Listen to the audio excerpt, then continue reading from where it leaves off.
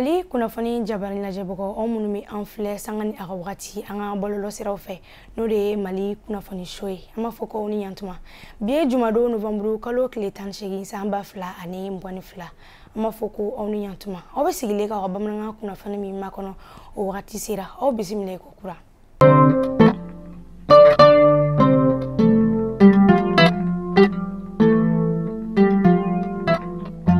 Kunnafoni daminɛ la an bɛ taa Mali jamana kɔnɔ kibaru la ka kunnafonidila cɛ ni muso ani bɔlɔlɔsira baarakɛlaw la faamuya kunnafoni di cɛw ma o ye mun ye walasa ka kunnafoniw cɛ ni ngalon k'u bɔ ɲɔgɔn na o de kun ye lajɛba in laɲini ba ye mun kɛra kunnafonidila maa 15 ye ka taa novembre kalo tile 11 fo ka taa se a tile 12 ma kunnafonidilaw ka tɔma soba fɛ n'o de ye Appel Mali ka kɛ ni minisiri ɲɛmasow ka baarakɛ waati janyali ye o kama sa fɛrɛ ko dɔnniyaso dɔ dabɔli ani hakili jagabɔ fo ka taa se namarako ma ani société min ka baara ɲɛsinin bɛ minɛnko ani nafoloko ma Mali jamana kɔnɔ n'an b'a wele ko Sorɛn Mali o de kama tɛmɛsira sariyasunba ye a bolo di ni projet kofɔlen ma minnu bilala sen kan a sɛgɛsɛgɛli kama.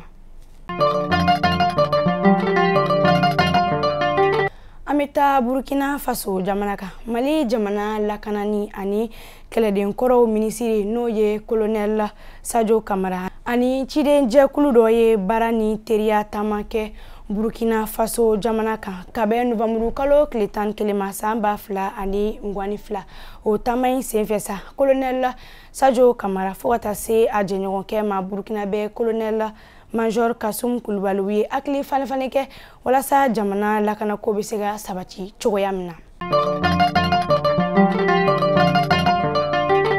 Konakirikaw fɛ mobili jɔyɔrɔ min bilala Mali tajɛbɔla belebelebaw ka bisimilali kama a kun bɔra kunu alamisadon novembre kalo tile 17 san 2022 ni mobili jɔyɔrɔ min bɛ se ka camion 1200 ta wa yɔrɔ 150 de bɛ Mali mobili jɔyɔrɔ dɔrɔn kama Mali ni Guinée ka jɛkabara commission ba min ɲɛsinen bɛ jɛgafɔba ma u ka lajɛ kɔlɔtɔna senfɛ sa Guinée jamana ɲɛmaaba n'o de ye colonel Mamadi Doumbia ale ye mobili jɔyɔrɔ min di Mali masa o de kɛra arabadon wulafɛ jimbo min tɔgɔ ye ko Kidal.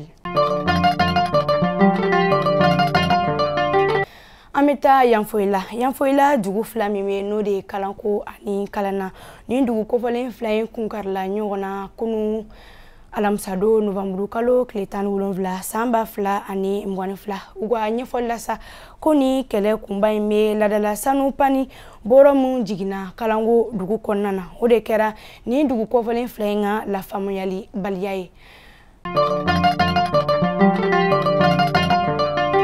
Mali kunnafoni jabalin lajɛbagaw aw garisɛgɛ kɛra ni kunnafoni damadɔni de an b'a fɔ ko aw k'a mɛn tɛnɛdon kunnafoni wɛrɛw kɛnɛ kan.